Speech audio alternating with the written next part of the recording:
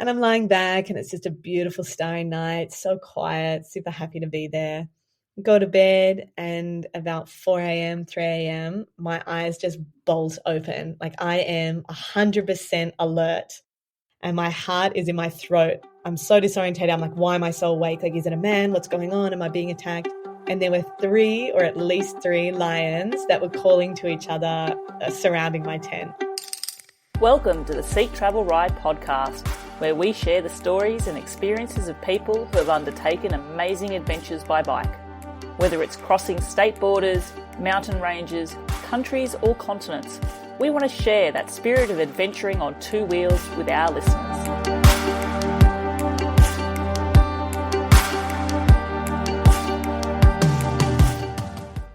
Hello, I'm your host, Bella Malloy, and I'm very excited to introduce my guest for today's episode of Seek Travel Ride, Steph Devery. In June 2021, Steph resigned from her job, loaded up her touring bike, affectionately called Cliffy, and set off from Gibraltar. She'd no set plans or time frames, but instead all the possibilities of touring routes laid out ahead of her. In that first 6 months, she'd make her way across Europe to Sweden. She then took a job in the Alps for the winter season, where a subsequent unfortunate knee injury would require her to take some time off from adventures and undertake rehab. But by no means was this journey of hers over. In fact, to some degree, you could say Steph was just getting warmed up and getting started. With her knee rehabbed, Steph once again saddled up on her bike and continued her bicycle tour through Europe. While in the Balkans, she befriended a stray dog called Monty who joined her for 1,300 kilometres of this trip, all the way to Greece. Then, with Monty handed over to its new owners in Thessaloniki, she continued south, destination Africa. Steph's goal was to reach the very southern tip at the Cape of Good Hope. What transpired would be a fully immersive, slow travel experience. She made her way through Egypt, Jordan and Saudi Arabia, and then crossed over into Sudan. She was in Khartoum when war unfortunately broke out and was thankfully taken in by a very kind and loving local family before being evacuated to France 10 days later by the military, albeit without many of her possessions or her bike, Cliffy. 2 months would pass by with Steph gathering up the equipment required to be able to continue on with her journey. And 2 years on from the beginning of that time, and now equipped with her new bike Lenny, she arrived in Zanzibar and restarted her tour. The next 7 months, she continued to cycle south, fully immersed in the African experience. From wildlife encounters, local hospitality, she gained so many insights into cultures, such as those of the Maasai, all the while pedaling on the road less travelled, living out a nomadic life, camping under a sea of stars, being drenched by huge rainstorms, as well as being covered in sweat and African dust. It was a truly sensory experience. All up, it would be 2 years and 7 months of living this lifestyle before she rolled out those final few kilometres and arrived at the Cape of Good Hope, South Africa. 21,500 kilometres, 40 countries, endless experiences. To say I'm excited is an understatement. I cannot wait to dig into this incredible adventure and have Steph share the insights and learnings from undertaking such a transformative trip. Steph Devery, welcome to the show. Thank you, Bella. I'm happy to be here. Ooh, I'm very excited, Steph. There is so much I could look to unpack with you during our chat today. My gosh, how many experiences has this trip built up for you? Yeah, it's going to be a long session. Settle in, everyone, and just be captivated with the feelings of wanderlust that will unfold. But Steph, a question which I start my show with, and I ask this of all my guests is, do you remember the very first bike you ever rode? Oh, the first one. I don't remember exactly what it was, but I do know I was a training wheels kid, like a long, slow learner. I was not a sporty little kid. I think it took me a fair while to get the reins. Training wheels on for maybe longer than maybe your mum and dad would think. But did you ride your bike much growing up in Australia at all?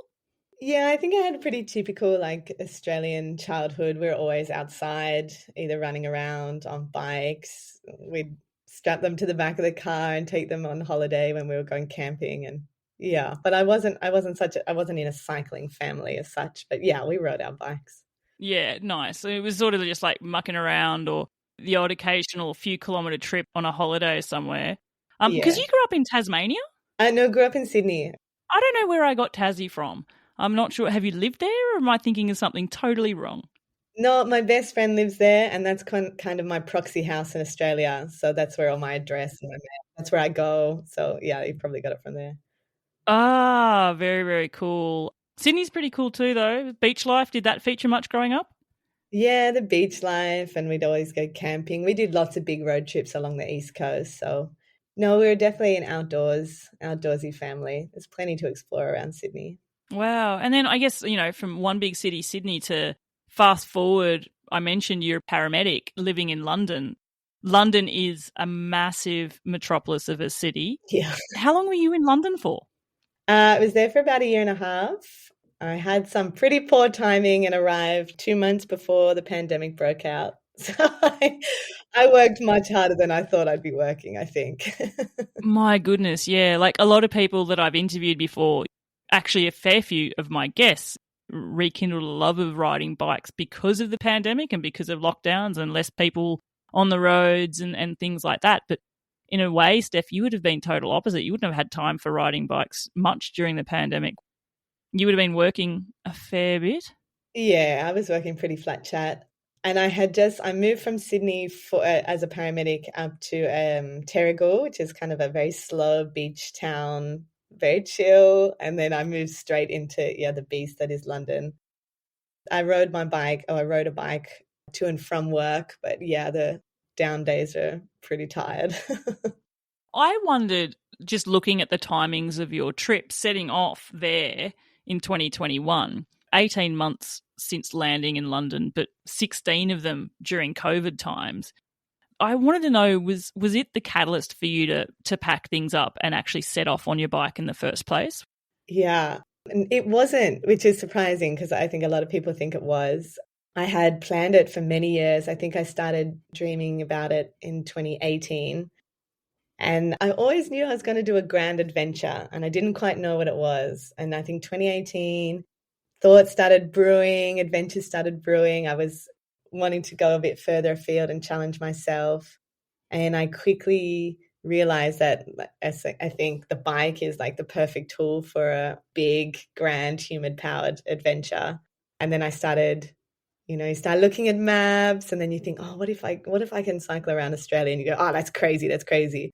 And you go, what if I cycle around the world? And Australia isn't, it's only like 3 inches long. It's not that crazy if you look at a map.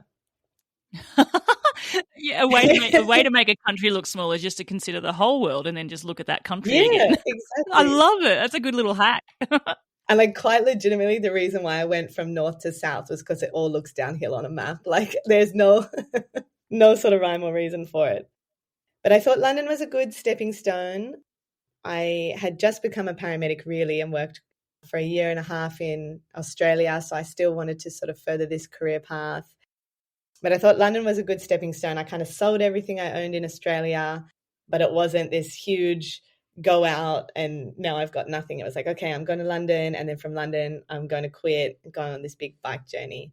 And I think the idea of leaving and being on the bike was a saving grace during the really stressful time of working through the pandemic. I knew that freedom was around the corner. Like if the pandemic just settled down and borders opened up and it left, I'd be on my way.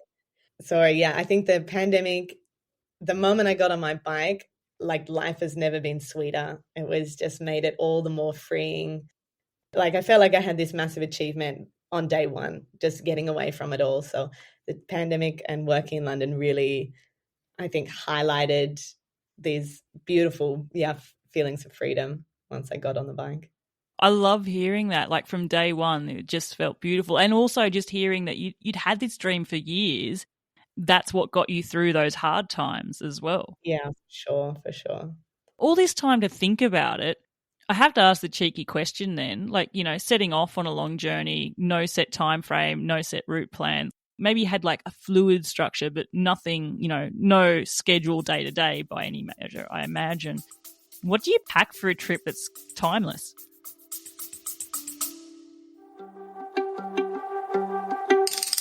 Hi, listeners. Bella here from the show. Just a quick pause on this episode because I want to announce a upcoming segment for the show, and it involves you, the listener.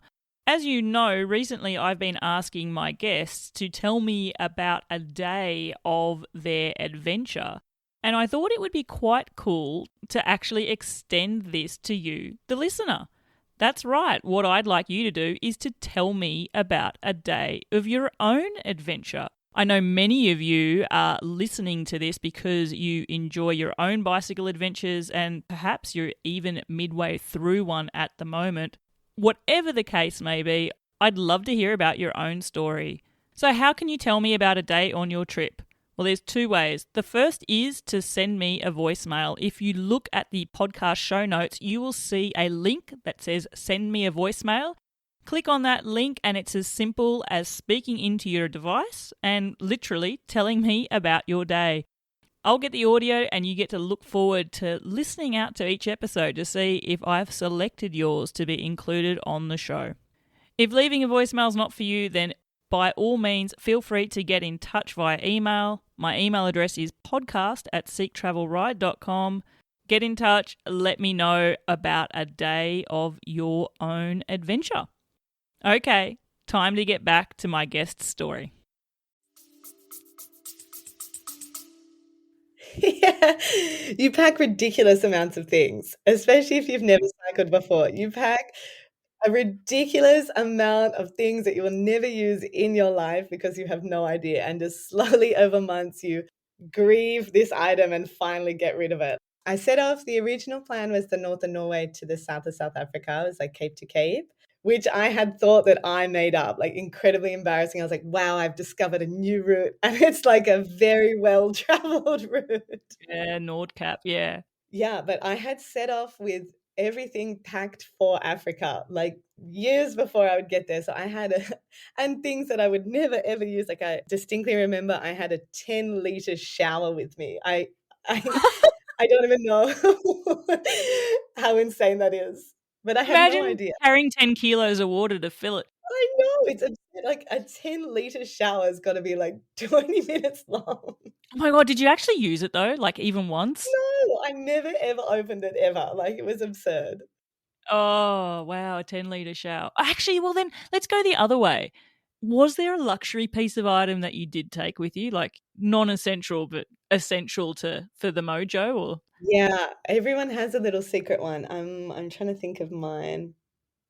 I had an absurd just trying to think. No, I really towards the end I really skimmed down to not much. I had a lot of tools and a lot of spare parts. And I think because I was by myself, yeah, that stuff was heavy. But and I'm not sure. That's not really a luxury though, is it? I had my laptop to write. That's a pretty crazy luxury. That's heavy.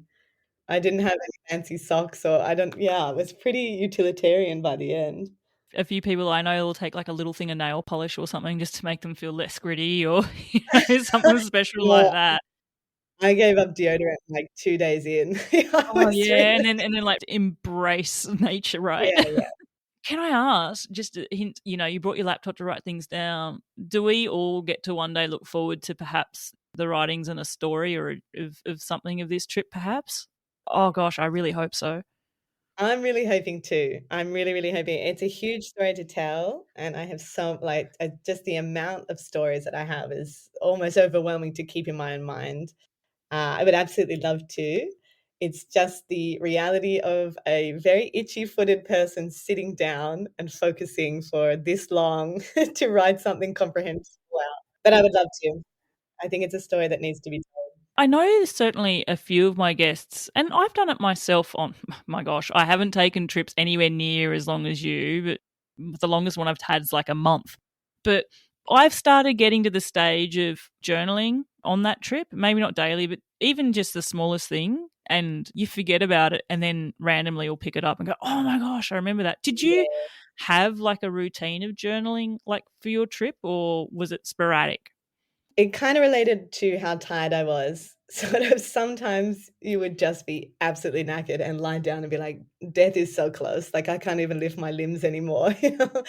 So not on those days, but then, I think, yeah, after a few days off of rest, or if I'm feeling a bit particularly inspired, yeah, I would ride.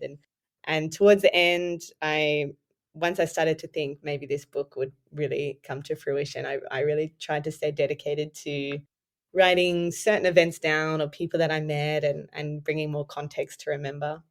Steph, I've been following your journey now for it feels like forever. And through your Instagram posts, I've been mesmerized by your stories. But I wonder, even like just the happenstance of flicking back through your Instagram stuff, you'll remind yourself of events. And that's another way that Yeah, you've journaled that yeah. photographically with a few words as well. There's some cool things. I looked back, and when I knew I was going to interview you, going through that sort of back catalogue, being your pseudo stalker in a non creepy way. Non-creepy, non-creepy. But there were things, gosh, I can't remember which African country it was, but there was a photo of you with like the school principal or something. And it was like, one day you go to school, but I actually camped at the school. I was like, wow, what an experience that would have been. Yeah, I was in Zimbabwe in a tiny town called Pajo, just out of Harare. Oh my gosh, that was such a sweet little morning. I was, yeah, you can see I've just got this massive smile on my face. It's thousands and thousands of these little memories, but it's just gorgeous. Yeah, I was camping a lot in schools in Zimbabwe or through Africa. It's just like a perfect place. It's got a flat paddock, water, toilets, everything you want. But I slept in and I woke up and I heard all these whispers like, she's coming, she's coming. And unzipped, popped my head out, and there would have been, yeah, 200 kids staring back at me, just like so excited. The beast is out of her cave, what's going on? But it's so beautiful and like, oh my gosh. Yeah, wow. And I mean, I must say, I didn't want to get to Africa straight away because we just skipped over like almost half of your trip. But I also remember, following your journey. I remember there were moments where I might not have been having a great time, and then I'd all of a sudden something had come up, and it was a story of yours on Instagram with riding along, and these kids just being so happy and running along with you. And I feel like that's it's almost like a quintessential African experience now. Yeah, you would never be able to get through Africa without the kids running beside you, laughing and smiling and giggling with them. It's not possible. Would that would have been energizing at times too? Then I imagine. Yeah, it was one of the things people warned me against, like, going to Africa, like, "Oh, they'll surround you and, like, you'll be harassed." But I loved it, like, the once you understand that they're kids, they might ask for biscuits or sweeties or something, but they're also just, like, entertained by you and you're entertained by them, like, it's all an exciting random thing that's happening. There's a big, strange traveler on a giant bike, like, coming through your town. So when you start playing games or, like, singing songs and playing with them, it gets super funny, just more people join, and it just becomes, like, quite an absurd, trans-cultural experience that we're all just having fun, but no one really understands each other, but it's just beautiful. Yeah, absolutely. In fact, we live in an amazing age where we have technology when you can access it that can translate for us and, give us the gift of being able to maybe go beyond body language sometimes if we need to. Yeah. Did you start picking up when you were traveling, say, for example, through Tanzania or Kenya or something? Like, did you pick up some Swahili, or like, Yeah. did you have some phrases to use in your back pocket there? Yeah, always. I think that's my first day of any country, you kinda try and get a SIM card, you try and get some cash, and you try and learn some phrases. And you learn like hello, thank you, welcome, it's a few numbers and things like that, but I always try and learn like a very random phrase, because when you say something unknown, the whole community just bursts out laughing, like, "What? What have how do you know that sentence?" I'm going to put you on the spot. It's going to feel so silly, but what would your random phrase be that you could remember? Oh my gosh. No, it's too on the spot. There's really too many languages because even within the 40 countries, there's many languages within the region. It would be. You know what's something that's random? When I was working in Australia, my boss for a period of time, shout out to you, Tony, he spent a lot of time actually in Africa, and he was teaching himself Swahili because he's just got this big passion for Africa now with a dream of actually going over there. And, he's helped a lot of communities out and he goes back regularly for this. I remember we'd have many late afternoon where he'd teach me some Swahili, and I was just thinking, I can remember I was like, way, way, poa, poa. I think that's like, hello, Yeah, how yeah. are you? Or But it's kind of like a call and response, you have to learn it, and then it's this like, yeah, it's beautiful welcoming. way, poa, poa. Yeah, and then I think another one was it Asante Sana? I was like, thank Yeah, you.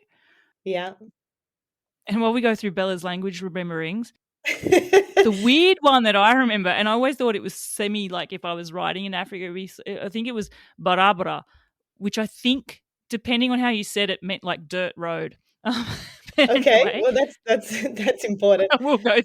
I have remembered one just as we've been chatting. It's in the Nama language, which is like the north of Namibia, and it's the once you start to get into this region, they have these beautiful the clicking languages that are very tied with Africa. But it was Gain Tesuare. And if I said that to a local and they were Nama, it would be like, what? What is this white woman doing speaking our clicking language? And it's Wow, so hang something, on, you click. yeah, you got Gain Tesuare. Yeah. It took me ages. I was cycling along for probably hundreds of kilometers trying to get this click proper. But I had this like gorgeous moment. It was a housekeeper in a home where I was being hosted, and she was Nama, and I was asking like, "Can you teach me some of your culture?" And we had this super funny maybe hour. She was waiting out the rain to go home, and we were just buckled over laughing, like me trying to click, and she was so enthusiastic. She was like, "Almost, almost." I was like, "It's not it at all," but like, yeah, I loved it. Even though it's just a phrase and it has all this ongoing like laughter, the moment that I learned it as well was super special.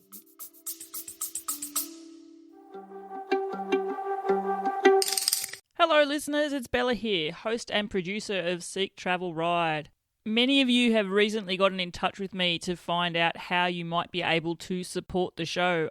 I am an independent podcaster, which pretty much means I sort of do everything. I research my guests, I interview them, I put their audio together and I do an edit of that, and then obviously I release the episodes and market them as well. It's been a great experience now for just over a year, and we have 60 episodes in the bag as well. But pretty much, if you do want to support the show and show some love to the content that I have been producing, I have recently set up a Buy Me a Coffee account. It's just a way that you can financially contribute to the show and put some funds towards the running costs of producing this podcast. I'm very proud to be an independent podcaster, and whilst it does mean there's a lot of work on this show at my end, it's an absolute joy to bring it to you at your end. I have included a link in the show notes to my Buy Me a Coffee account there, so if you want to support the show, just click on that link. Once again, thank you all so much for your support. Now let's get back to the episode. Oh, so beautiful. Yeah. When you're doing a trip like this, Steph, and you literally are spending hours at a time riding, like obviously you have those beautiful moments where, you're coming through a new town or a village, and if you're in Africa, maybe you've got children surrounding you, but even in Europe, you're being amazed at the scenery sort of changing and the culture sort of shifting as you make your way across the continent as well. I always think you also have this gift of time that you've given to yourself to think and to observe and to be present. Do you find that's what I'm saying? Is that something that really resonates with you as well? Yeah, absolutely. And I think that's one of the absolute most special things of a long distance trip is you really have time, and it's incredible what you think of, just things are in the back recesses of your brain, and they pop up and you go, gosh, I haven't thought about that person or this thing for so long, but it's incredible. And I think especially after just being worked so hard in during COVID in London and having very intense experiences.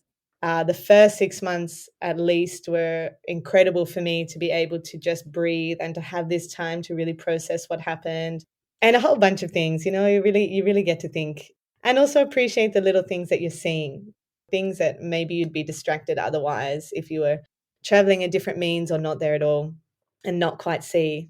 Even just being able to pick the weather or the direction of the wind or how the clouds are forming in the afternoon. It's huge appreciation for time. Time is an incredible gift to give yourself.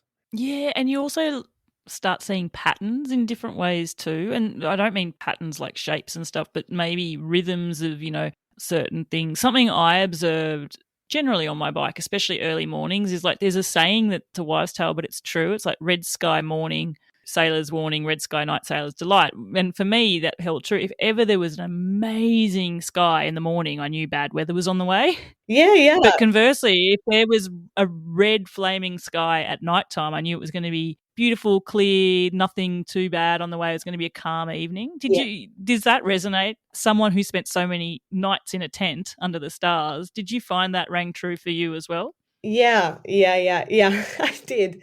I did. And I found that it's quite a primal lifestyle, especially when you're really out in the wilderness and you sort of stocked up on food and water and you just go. So sort of more in the Middle East, in the deserts, and then through wider territories in Africa, you become quite primal. Like I was really in tune to the weather and the sky, and like I knew the time just based on the shadow that I would be on the road with my bike. And Wow. yeah, I really could smell the rain well before it hit. I was like, okay, the rain's coming. Like it was really cool. You become more of an animal rather than a civilized human. I mentioned it in my intro because when I was reflecting back on what you've experienced, it's something that struck me. Traveling in this manner is so sensory of an experience because it's not just what you're visually seeing, but it's what you're hearing and it's what you're feeling and it's what you're smelling. Absolutely. Sometimes what you're tasting. You mentioned the smell of rain there, or the Yeah. feel of the wind and which direction it's coming from. But well, being so in tune, I don't know. I'm not sure that I've ever really focused on where my shadow is and taken the time of the day. Like, No, I think you've got to think all your thoughts, and then you reach this like, "Oh, that's all the thoughts I have," and then you really start observing what's around you. It took me a long, long time. you must be such a pro now at finding wild camping spots, I imagine, too. I am a pro, but I think I'm also just, when you're first set out, say an hour before sunset, and you're looking for a camp, you're like, okay, I want a beautiful flat spot, totally covered, sheltered from the wind, maybe some water flowing for a swim. You have all these like high criteria. And sort of by the end of it, you're like, I'll take any slanted slope, rocky, I don't care at all. So I don't know I don't know whether I'm a professional or my criteria bar is really low. I can sleep anywhere now, That spot, that big hole is good enough, you know? I feel like you've stumbled upon an unknown hidden skill to be able to sleep anywhere. Normally, I sometimes, ask people, I always feel it's such a superficial question. Oh, tell me about your most magic wild camping spot. And to speak with someone like to you, Steph, 2 years, 7 months on the road to try and condense to one spot sounds so superficial. But I'm going to go superficial the other way. Like, what was the most ridiculous place you Oh. just found to be sleeping? Just pick one. You must have hundreds. I have a few grim spots. I absolutely have some seriously grim places. Oh my gosh, to choose a grim one. I think one that's just shot to the top of my mind, where I can't believe it actually is just out of San Sebastian in the north of Spain, probably not so far from your home. But I was totally knackered and I was just now cycling along, just done. I want to camp. All my criteria is out the window. I will take, a small ditch on the side of the road. I think it was 11 p.m. now, like it's summer, but the sun had set. I had my head torch on. I'm totaled. And I was like, okay, the next driveway, I'm just going to go down it. I'm just going down it. I don't care anymore. And I found this paddock, which was honest to God, it must have been 45 degrees steep. It was absurd. I was like, yep, this'll do. It's grass. I don't care. And so I literally lay my bike down and then pitched below me and then pitched the tent on top of the bike so the bike could stop me sliding down the hill. Yeah, you know that you're waking up at your feet when you're on a pitch like that, Yeah, aren't you? exactly, exactly. Yeah, I propped myself up with all my clothes and I was like, I'm done. Didn't cook dinner, fell asleep. And say like 3 hours later, I woke up really itchy. Oh, what's going on? And you kind of you ignore it. And then I was like, oh, what's going on? Turn my head torch on. I was covered head to toe in ticks, head to toe. I would have had Oh, 50 odd no. ticks. that I don't even know where I picked them up, just covered in them. And it was just, oh, I was just wishing for the sweet relief of death, like I'm done. At least as a paramedic, you sort of know how to deal with it. Yeah, Far I out. know. It Yeah, was grim. wow. It was a grim one. I mean, San Sebastian, you're in the Basque Country there. Having ridden through it personally, I would describe it as roller coaster country. Like it was never Yeah, flat anywhere wherever I was. It's beautiful. beautiful. And It's always up or always down. yeah, So you were obviously camping on the up or the down. Like, who yeah. knows? I was camping in a terrible, it was just poor planning or maybe stubbornness to just like go and ask a farmer, can I camp in your paddock? I don't know where I was in that spot, but it was a really shitty night. And I mean, obviously, you've had some sweet ones there as well. Oh, I mean, gosh, I'm just thinking incredible. back to what you were saying, waking up to a field of, hundreds of school children all staring at you as you get out of your tent would be a random occurrence as well. But we've Yeah, skipped so far ahead here. But the first 6 months of your trip was going through Europe. yes. Would it be fair to say where you travelled to some degree became dictated by visas and restrictions, like how long you could spend in somewhere? Like you set off in the Schengen zone and you've got 90 days that you can use up in there. So you've got to figure out how you're going to maximize your time and how you're going to continue your journey. Yeah, totally, and it requires a fair bit of planning, so that one is quite hard because you just kinda wanna go and take your time, but yeah, you are sort of dictated by it all. I, had this moment, so like I said, I was, wanted to start in Norway, and so I predicted it would take me about 3 months to get through Norway, so then I got myself a temporary working visa for Sweden, thinking that'd be the next country, and then I could use that to travel the rest of the Schengen zone. But we were still on the tail end of the pandemic, so Norway's borders were still shut, and I was really going back and forth. I really wanted to do this Cape to Cape, but I really wanted to get on the road, and I sort of had my housemate stop and be like, "Okay, like, is it about the route or is it about the adventure?" And she's like, "You either wait, you might have to wait a whole year because you need to wait for summer and for all the timings to open up, or just go." And I was like, "I'm going." So everything just got blown up at the very, very beginning, which was an incredible gift for me because it took away this, "I should be doing this should be my route," or any sort of expectation. And I started in Gibraltar, but yeah, once I got around all of Spain, around Portugal and the north of Spain and the French Pyrenees, my 90 days were up, and it made absolutely no sense at all, but I kinda had to get out of the Schengen zone, and, so I had to fly up to Sweden. That was the last place that I could go. I had this, wanted to use this working visa, like temporary visa thing that I'd gotten. And so the other options were got sort of skip everything straight to the Balkans or go back to the UK, which you couldn't pay me to do. What a great little bit of advice from your flatmate. It's not, Yes. is it about the route or is it about the adventure? Could nearly be the title of your book. Not Yeah, about the route, all about the adventure. she really sends into. Is there part of you now then that wants to scratch that itch of Norway? Yeah, there is a part of me now. Like I've said, I would love to do Norway, and I've got this little bit, so I'm just taking a break now, but there is this still because I flew out from Barcelona.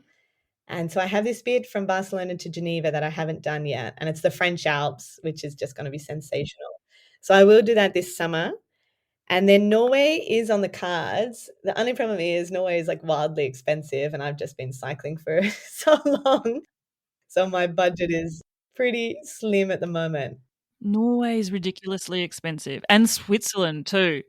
Surprisingly, I cycled the whole way across Switzerland, and it didn't bust my budget only because it was so expensive, I couldn't buy anything, like, I had to camp every single night or use warm showers, and I'm pretty sure I just ate two-minute noodles just indefinitely because it took all the fun, like, you could not just order a hot chocolate that's gonna be, like, I don't know, 15 Australian dollars. Yeah, I could imagine. Actually, previous guest of the show, Muriel Zakuri. Hi, Muriel. He was in Japan, I think. I think it was Japan, and he took a photo at the museum of the founder of 2 Minute Noodles, and he sort of joked it's like the patron saint of bicycle travelers. It's Oh my awesome. gosh, I really hope it was Japan, and if it's not, then I'll just if it's not Japan, it was South Korea or China because that's where he was beforehand. But I'm fairly sure it was Japan. But yeah, how much does that resonate though? How many nights of this trip were 2 minute noodles Yeah. where you're saving grace? I'll be pretty happy to have a break from them, to be honest. 2-minute noodles and oats. My God, quick oats. I could really take a break from them. You know what's going to be really random for you though? There'll be a time where maybe you're saving up for your next trip and it's going to be something that you cook up just to remind you of traveling. Yeah, it could very well be. I've had a few guests who've done something like that. So for sure. While we're talking food, it always has to come up on the pod because I'm a massive food lover. Yeah. I'm imagining, Steph, on your trip, like even like riding through Africa and stuff like that. I know through friends who've traveled through there, often you're riding through just roadside vendors and stalls and stuff with food sellers. I imagine, would that be typically where you were stocking up? And what was some of the nicest food that you might have picked up from one of those? Yeah, there's heaps of street food available, and it's cool because you're going through like a tiny village, and like as soon as the thought gets in your mind, like, oh, I might be hungry, you're like, oh, here's a stand. Great. Nice. Two favorites, which I think is pretty classic in Africa. In Tanzania, they have chips mayai, which is kind of just like hot chips cooked in an omelette, but it's delicious. They have like chili sauce on top. It's super yum. It's like a perfect cycling food. You're like carby or fatty. It's warm. It's salty. Yum. A bit of protein that you can claim. I did live off chips mayai for like quite some time. And then you cross over into Uganda, they've got the Rolex, which is this like super yum, freshly cooked chapati, again with an omelette in the middle. And they really sell them everywhere. It's a super nice, and it's like, I don't know, really cheap, less than an Aussie dollar. You can just ride and eat them all day.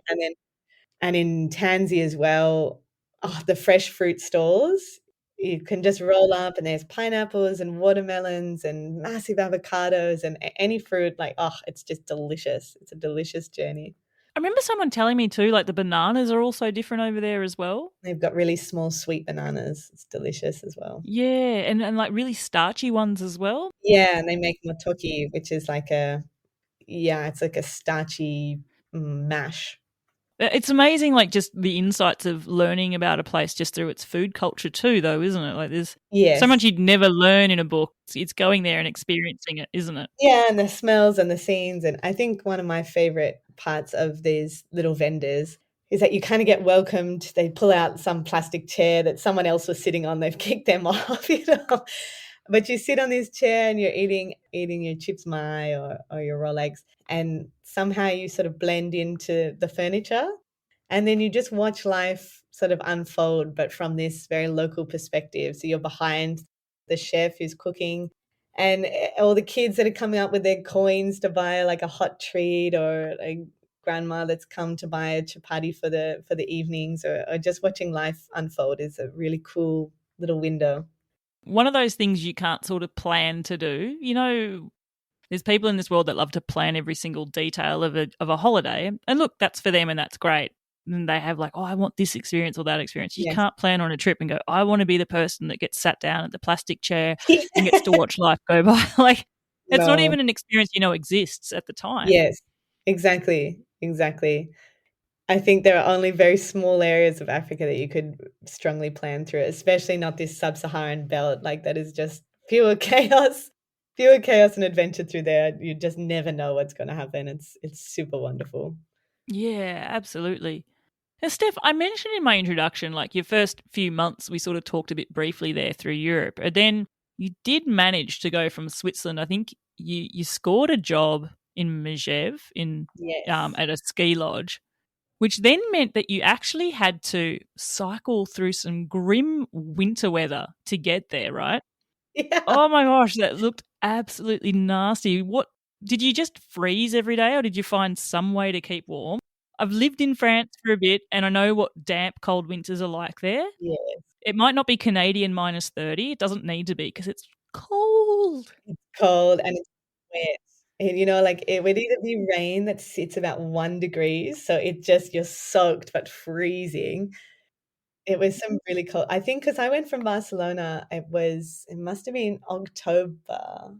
I think it was October. And, Barcelona's, like, all warm and all chill, I'm in shorts, and then I flew into Sweden, it was suddenly 9 degrees, and I'm like, oh no, cold cycling. I haven't even thought about this. And it really got colder and colder.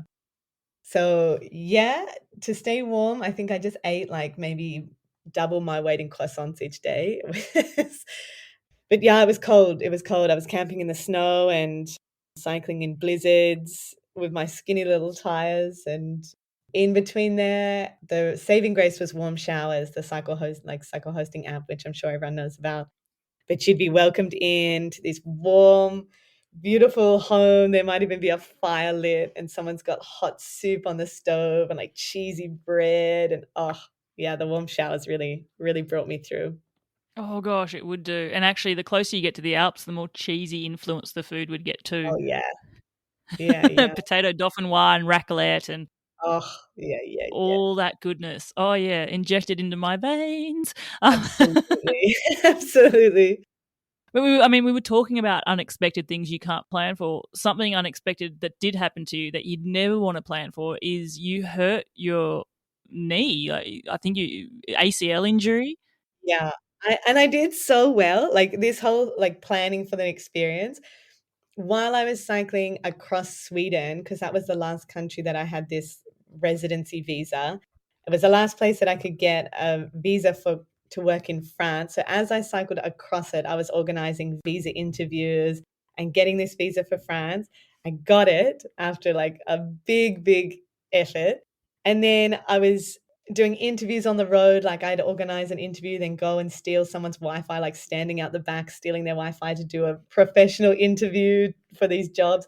I got myself a job in France. It was like a kind of a killer job. It was a chalet manager with free food, free accommodation, free ski lift, and a bit of a stipend. And I was like, okay, I've hooked myself up for winter. Here we go. Yeah, landed on your feet. I know, landed on my bloody feet, got in, started the job, moved in, you beauty, 3 weeks into the season, I had a massive ski accident, tore my ACL, MCL, my meniscus, I tore it all. It was a season-ending, surgery requiring injury, and it happens in just 1 second, one spill, 30 seconds, you feel the tear, and it was all over Red Rover. And I was in the ambulance going to the hospital. It's like, "Okay, maybe it's just the LCL, it'll just be 6 weeks. This is I can do this, I can do this." And the doctor just looked at me like I was an idiot. She was like, "No, like, everything's torn, like, full rupture, surgery, like, you're done." Oh, heartbreaking. Yeah, it was. It was a moment of just like, I messed up. Oh, That would have been horrible because it's one thing for that to happen. I mean, it would be horrible wherever it happens. Let's get that out of the way. But when it happens in a country where you don't speak the language natively, right? Or maybe you do speak French. I do not. I try, but you've got to start navigating the healthcare system. But then you've also dealt this killer blow of this isn't put it in a cast for 3 weeks and then get going again. This is like a rehab from those sort of injuries is quite serious. Yeah. So you made the decision to return to Australia at that point, didn't you? The decision was sort of made for me. Like you said, I was trying to navigate the French system and I was trying to book in for MRIs and no one was speaking English and I was trying to get people to speak French for me. And it ended up being, I think it was going to be a 6-week wait just for an MRI to diagnose the full rupture to then get on a wait list for surgery. Like it wasn't going to happen. The dream job didn't actually end up being a dream job. The boss was a bit of a jerk. And so he said, like, if you're not ready, you can't stay. And I was kind of out of options. So yeah, I had to pack up and go home. But the problem is I had sold everything. So like I went back to Australia. I didn't even have a pair of undies. Like I had nothing there. And you're just going, oh shit, don't sell everything. It was really tough. It was really tough. Literally the day I got back to Australia, because COVID kind of hit Australia much later than it did Europe. It did, didn't it? Yeah. I mean, we were locked out of Australia for most of the Yes. pandemic. Like Yes. you arrived in the UK a couple of months before. I arrived in Ireland a few weeks before, and 6 months down the track from that, returning back to Australia wasn't even an option. Yeah, absolutely. So I am glad that I could go back, but quite literally the day that I arrived, they had cancelled all non-elective surgeries that day that I arrived, and the ACL falls under non-elective. And so it was just like the waves just keep crashing, when it rains, it rains. So it was hard. It was hard. it was really uncertain for a while there, and I knew, it felt quite hard because it was out of my control. I knew once I had the surgery, then the rehab was all on me, and I could get back. And I was so desperate, like, just have to get this surgery, and then I can start healing and get back on my track. Yeah, it was pretty uncertain for a while there. The hospitals were saying it'll be 1 year to 18 months wait list. It was not really going to happen anytime soon. And in that time, I was also just like couch surfing friends, sleeping like in their vans, and you've got your whole leg bounded in a brace. It was a rough time. It was a rough time, but it ended up being okay. I think it was 6 weeks from when I got into Australia, 6 weeks, and I had the surgery, and it was through the public system because it was another thing. Like, everyone was saying you're going to have to go private, and that was going to be all my savings for the whole trip just spent on this knee injury. And so it was either like get your surgery done but you can't do the cycle, or wait to do the cycle but you can't because you need surgery. So it was really complicated, but I got super lucky. I got a public surgery within 6 weeks, and then it was like I had steely determination, like, it's go, like, this is now in my, like, the ball's in my court. And I went super ham on rehab. I was doing it twice a day, every single day, wouldn't miss a single session, lots of research. And I was back within, to the day, 4 months from the surgery date, I was back on the bike, standing in the Swiss Alps. Let's go. Wow, that's amazing. How's the knee been? I imagine cycling's non-weight bearing, so that would be cool. Although cycling when you can cycle, I've seen where you've been, Steph, and there's many roads where you've got to walk these roads. But how has the knee become quite strong? Like, do you feel there's a strength in that now? Like it is rehabbed, or Yeah, is there a bit of a weakness there still? there's an inequality for sure. I think that'll always be there, but it's very subtle. When I first got on the bike, like, so the bike is perfect. Like, that's how you need to strengthen up your knee and the supportive muscles. And it's also perfect because it's your knees like locked into like a forward motion. It's not twisting, which is where the ACL injury is. It was a really perfect sport to get back into. The first few months, like, it would get very stiff, and I'd have to do a lot of stretching, a lot of massage, a lot of releasing some other muscles that probably shouldn't have been activated. But now, yeah, I really can't tell the difference. Yeah, it's perfect. That's awesome. Oh, Yeah, I'm so glad. I'm yeah. so glad that you were able to find a way to get back on the bike. What was it like that first day where you loaded Cliffy up and went going again?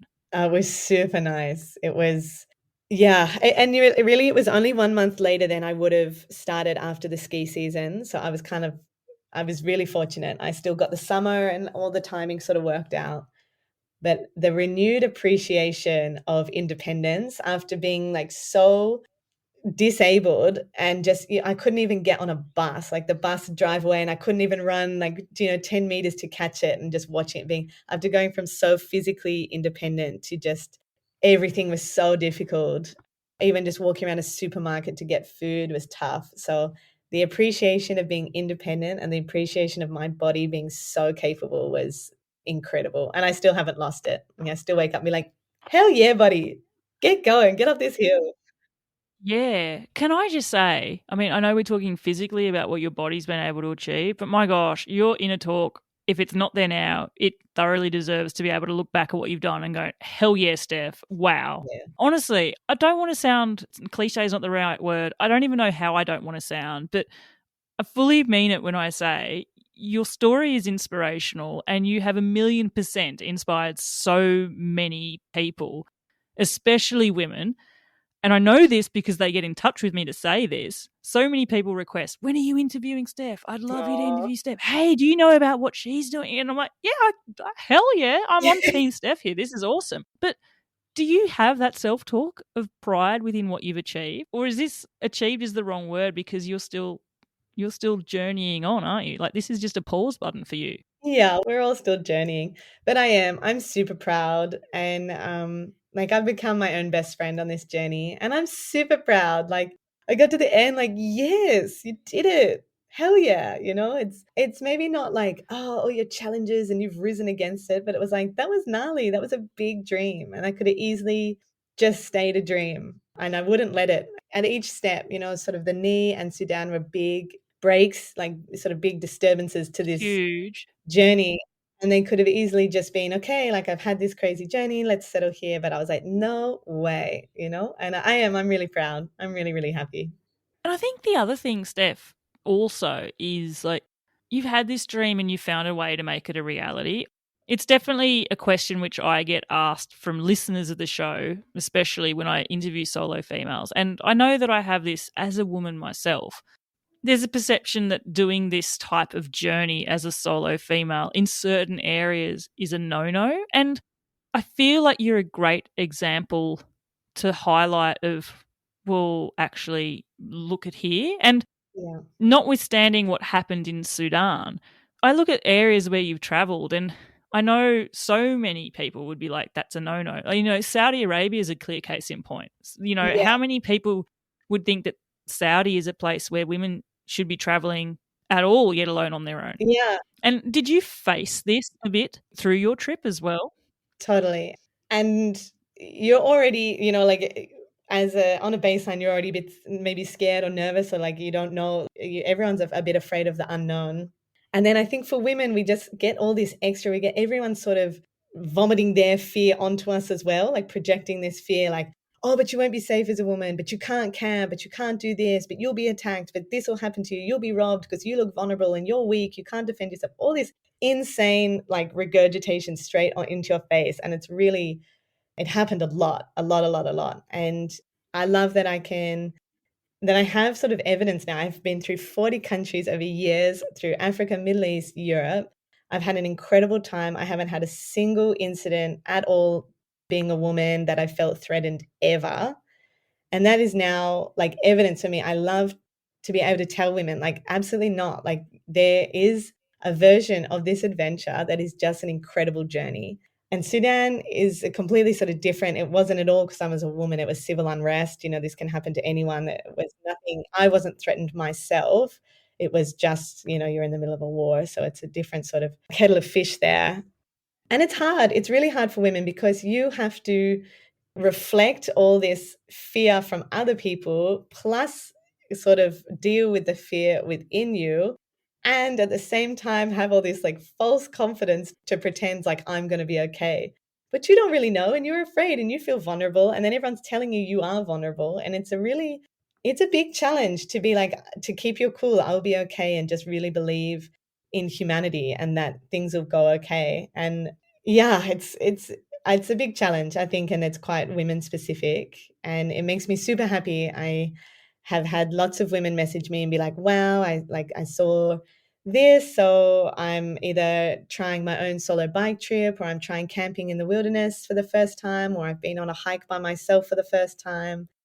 And it's incredible. It's incredible for me. That's maybe the most special effect that I've ever had in my life, to be able to be an example that people use quite a lot. Even men use it. Like I get a lot of messages from guys saying, wow, like I was afraid to go to Africa. I was afraid to go to this country, and I saw you do it. It gave me confidence that maybe I could do it too.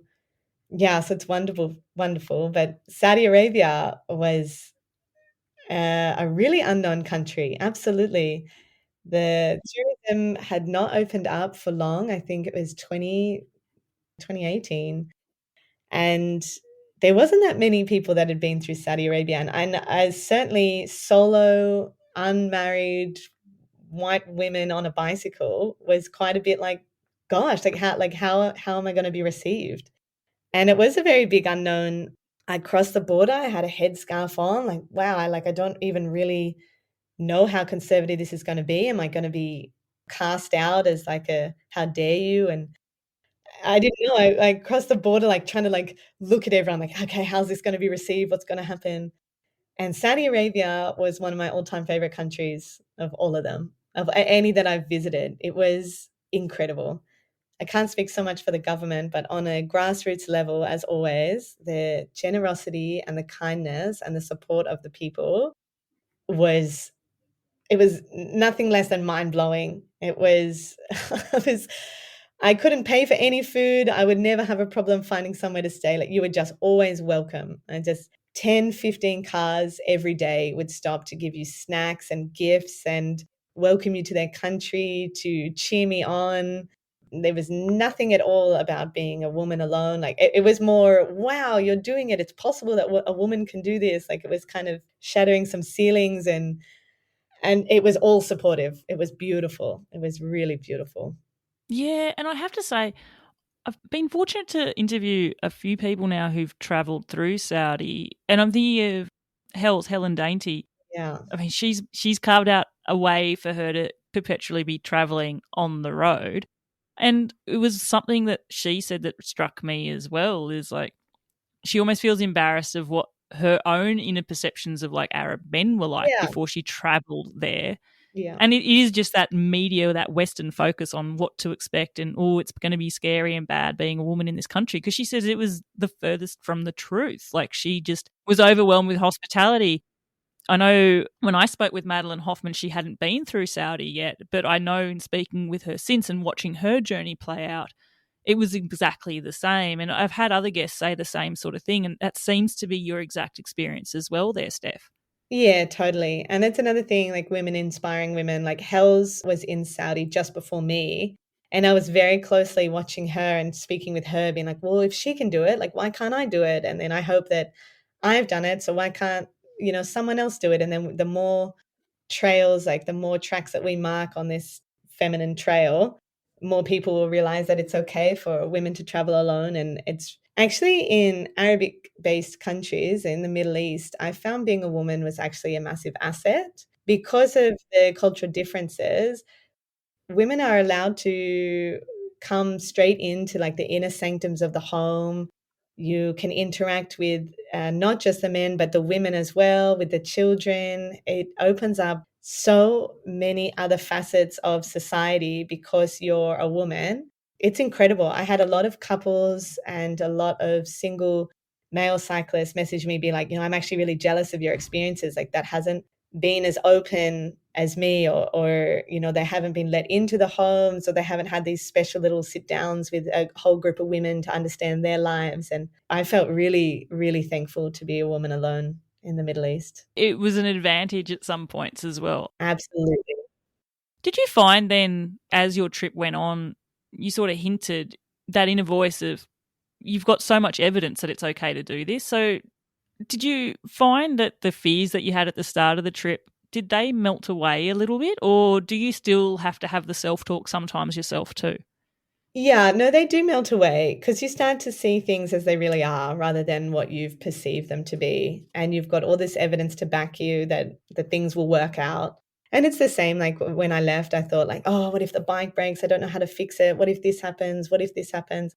And they probably all did happen. And you just figure it out, like it's going to be okay. And I think that's the same with fear. Like I think my hardest challenge is when locals are warning you of something because you meant to listen to locals and local advice.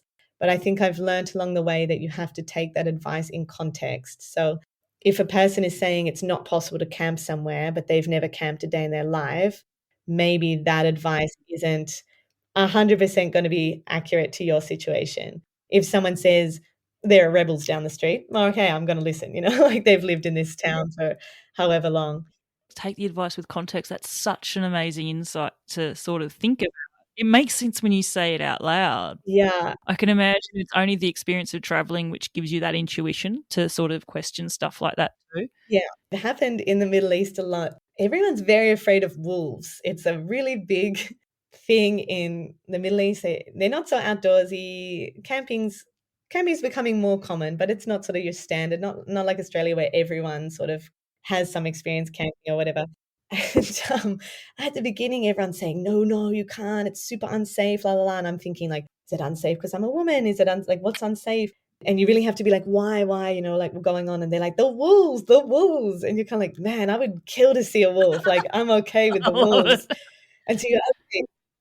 Like is there a massive dust storm coming? I'm going to be blown away. It's like, no, the wolves. And you're like, okay. And they're really worried about it. And I wish, but I never saw a single wolf the whole way through the Middle East. I camped the whole way through the desert. But it really makes you think like, okay, maybe, yeah, you really have to. And that's the same with people's warnings everywhere and everyone's saying, be careful and be safe. And there is a level, absolutely, you have to have situational awareness, but you really have to take what people are saying in context. Have you been to Africa or have you been to the Middle East? Have you been to the country that I'm going to? What kind of experience do you have? Or have you read one news article or seen one TikTok about something that happened in a general African country or Middle Eastern, or Muslim person? Like, the incredible misinformation is insane. It's very detrimental to some of these countries and regions. Yeah. It's really important source where this fear is coming from and whether you're going to take that fear on or not. And I guess in the same way that you yourself did is actually look for examples of what you're doing to seek out that truth. You were mentioning, she was traveling through Saudi before you were. So that was a way to be able to go, oh, wow, she's done it, so I can do it. And people will hear your story, Steph, and they may even reach out to you to get some advice on it as well. And I'm sure many, many people already have. Yeah, and I love it. I love it. Actually, Steph, a random experience that you definitely wouldn't have planned for that happened, I think it was when you were in Montenegro, was you came across a dog that was not in a good way at all, Yeah. affectionately called it Monty, and you took the dog in. Can you tell me a little bit about that part of your trip? Yeah, that was a super special part. I'm such a sucker for animals. This was always going to happen. There's no way one of those little stray dogs wouldn't get my soul. Like, there's so many in the Balkans in that region. It's a very poor stray dog control. So there's puppies, it's these gorgeous little puppies and very tired, friendly stray dogs everywhere. And it can be quite intense if you love animals. And yeah, it was one of those things you just can't plan for. I was cycling out of the mountains. My bike was actually broken, and I was meeting some friends that were going to take me to a mechanic, blah, blah, blah. But I decided, instead of like following my normal commute route, which I always, was just generally following if I'm tired and wasn't going for an adventure, I just saw a little sign that said, I don't even know what it said, something this way. And I was like, no, I'll go that way. And I took that other crossroad, and as I was coming past, I saw this tiny, gorgeous little puppy, just a bundle of energy wiggling around in the grass. And I actually cycled past, I was like, no way, it's too cute. So I stopped the bike and ran back for just a little pat. And then I realized she was covered in ticks, really big ones. Her motor control was sort of all over the place. She was quite sick from it.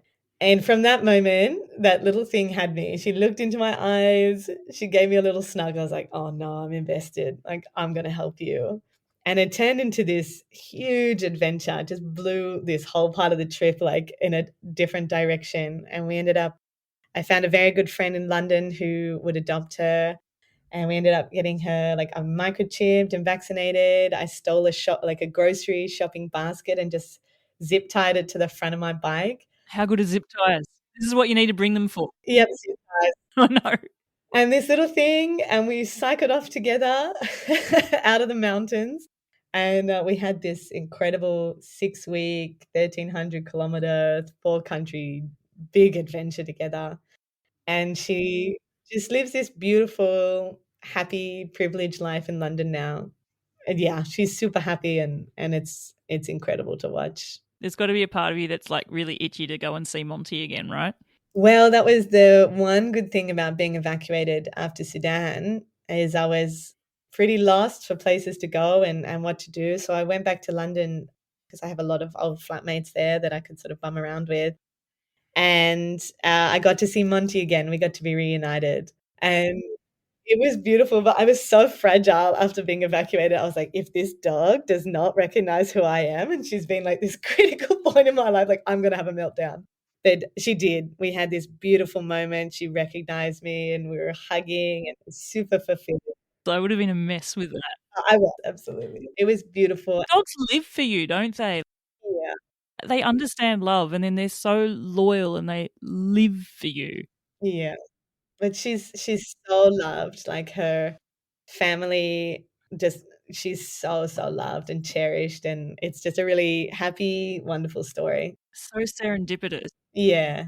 You were in a space there where you needed that love too. Sudan, Yeah. I don't even know what words I would use to describe Sudan with your experience, because I feel like there's two sides to your Sudan experience, and there's the Sudan experience that you would set out for and just overwhelmed with kindness and with hospitality and scenery and things. I think you had like 50-degree heat to navigate through too, which maybe even as an Aussie is just a bit on the hot scale, right? It was a bit on the hot side. Yeah, and then like you said, that something totally unplanned, the poorest of timing, out of your controls when war breaks out. I'd like though, Steph, if you could we spend some time talking about the before the war part of Sudan and your experience of Sudan, the country, and the Sudanese people that's totally separate from what happened there? Yeah, and it's really hard for me because the war has overwritten Sudan. You know, that's the Western person's perspective is that it's just war torn and that's all it is. And I would really assume that it's the same for many war torn countries. But I've had a personal experience with Sudan where like I know the people that are there, that are on the ground, the families and the grandmas and the uncles and the shop owners and all these beautiful people. And it was absolutely the kindest country that I've ever been to in my life. And I think that's something common. People say, oh, the people are so kind, the people are so kind. But Sudan is like none other. It's kindness on steroids and so very genuine. I formed very deep connections, really loving connections with so many families along the way. And it was incredibly safe as far as the people, you know, the civil war and politics are really unstable, but the people are so loving and so caring. You would never have a problem with the people, you know, someone will always help you. And they did, you know, the war broke out and I was cared so lovingly by a 80-year-old grandma who only spoke Arabic. I was just welcomed off the street. You live with us now. You live with us forever. And she just fed me and loved me and cared for me for as long as if I had to live there for, you know, it's been 300 days of war now. I was only there for 10. And I still bet that if I was there and if everything, you know, if we were still alive, she would still be caring for me. I had no doubt in my mind that I would be welcome forever and ever and ever. And that is just true to Sudanese people. You are, no matter who you are welcome and you are in the family and you are just one of us. It's so beautiful hearing that there's cultures out there that exist that the hospitality and the kindness they stretch out to a complete stranger Yeah. is beyond compare. And then when the uncertainty of something like war breaks out, and often when things like war break out, you sort of think it's almost every man for himself sometimes. Like you've got to do what you got to do to survive. But this is a counterpoint to that. Like you were continually cared for. I remember at the time looking through, thinking, my gosh, Steph, what's going on? And I was seeing beautiful stories of, you know, interacting with this loving family. And Yeah. I'm not saying it was a happy time with stuff going on, but there were happy moments for you because you were taking in and there was a distraction there in some respect too, I guess. Yeah, it was very interesting to say the least to be in the middle of like a huge crisis because it was very much not every man for themselves. I think that's maybe kind of a Western idea and it was shocking to me as well. It was everybody, let's band together. So there was this total underground movement of goods that I didn't really know how it worked because I couldn't speak Arabic very well, but I was trying to work it out. But there'd be bread that was delivered over the fence, and then Mama Zainab, who I was living with, she had goats and she would send goat milk to the next door neighbors because they were breastfeeding and they needed extra milk for their babies. And like this whole, at least the small suburb, at least the village where I was, everyone was looking after each other and they all knew what each other needed. It was this beautiful shift of supplies to keep everyone holded together. It was beautiful and heartbreaking at the same time. I can't even put the words to what that heartbreak would be like. My only insights into what something like that's like is through what I've seen, what you've shared, and yeah, I don't have a personal connection to it, but I know that like even talking now, I'm covered in goosebumps thinking about it. Yeah. Like it's a deep experience. It's not one that will ever leave you. I know you were there for 10 days. You managed to get out, and that was madness in itself. All of a sudden, on a flight brought back to Paris or France, weren't you? Yeah, we were evacuated to Djibouti and spent 3 days at the military camp there and then straight into Paris. Wow. Yeah. That would be nuts. going from that situation to all of a sudden you're back on the streets, you're a tourist, and Yeah. no one has any comprehension of your experience whatsoever. Yeah, there was a really, really intense moment for me. So for 3 days, we had well, like the tent, like this whole war mentality and survival had been going for, almost 2 weeks now. And we're all in the military camp in Djibouti, and then we went to Paris, and there was just like a flood of media and I don't know, police and special workers at the airport and trying to like taking all our details and like very intense sort of vibe there. And there was a door at the gate and you walk through the door and when I walked through it, you sort of look to your left through the doors and all this chaos and media and everyone trying to take sort of juicy shots of refugees. And then I was on the other side of it and I could have just been some Insta gal going on a weekend in Paris to take a picture in a beret eating a crepe. It was bizarre for me. All of a sudden, I just left this entire world and I was sucked back into Western life. And I was just walking to the train. And then you just go, you've still got to function and you go to the train and you're sitting on the train and there's all these families and everyone's come for a holiday and you've just left this incredibly traumatic, incredibly deep moment in my life. And shit, I'm just sitting on the plane with my single bag of things that I managed to get out and going into downtown Paris. It was really mind-blowing, and I think it's a very intense moment where you realize you have no idea what's going on in people's lives. To treat everyone with so much kindness is so important, more now than ever, because anyone could be experiencing any major thing. It's not just certain type of people or what you think. It was full on, really full on. I was just thinking something you said there. I asked you before we recorded.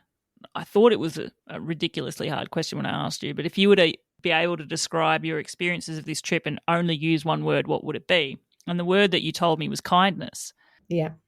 Even through that experience, that whole mind, I can't swear, mind jam of it all, that kindness is what is the thing that you've imprinted as well. I'm not saying you don't have other experiences and you don't have other thoughts, but even that you're associating to react to people with kindness, because that's also what people showed you and that's what got you out. In fact, Steph, you started a GoFundMe for Rehan, yeah. beautiful Sudanese lady who actually helped you get out, Yeah. risked everything to do that, and then was not able to leave herself. Yeah. She subsequently did get to Egypt, if I'm correct. Yes.